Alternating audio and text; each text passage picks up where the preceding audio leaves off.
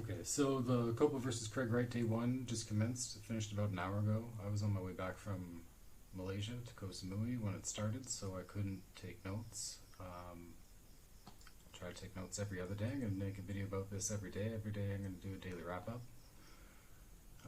But yeah, if you've been following the case, it wasn't surprising to see what happened. I mean, everything that they talked about today was stuff that they've talked about in the lead up to this for months now. So if you've been following the case, there's no surprises. COPA wanted to argue that the documents submitted by Craig were forgeries and requested that the latest batch of documents not be submitted as evidence. Craig's side argued that they should be allowed, and at the end of the day the judge did allow all the documents to be submitted. So that was good for Craig's team. At one point I thought the judge was a little annoyed that COPA was trying to get these documents thrown out. I think he made it clear that he wanted to hash it out in court, so that's what they're going to do.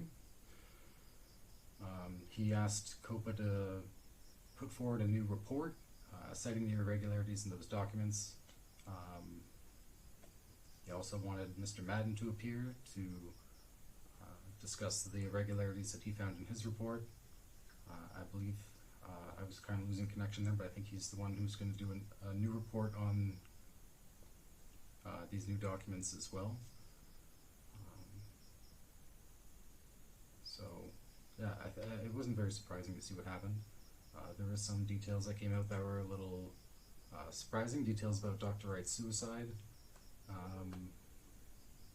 Yeah, there were some details there people might not have been aware of. Ultimately though, I'm excited for day two. I think day two will be a lot more interesting.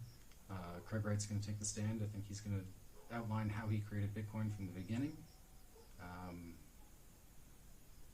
Looks like COPA is going to cross-examine him to begin with, so I think what their strategy is going to be is to rattle him emotionally, get him worked up, try to use his condition, his Asperger's or whatever form of autism it is that he has, against him, to try to make him seem unstable on the stand.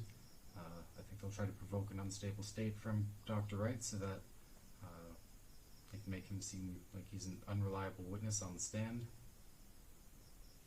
But I also think Craig's team would be expecting that, so they probably coached him.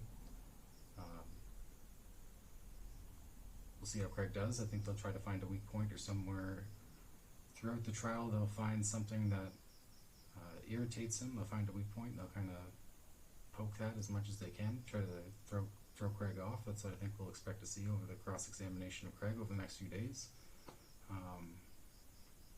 Yeah, I don't know. I'll try to I'll take better notes tomorrow. I'll have kind of an hour-by-hour rundown of what I think was going on. Yeah, so stay tuned.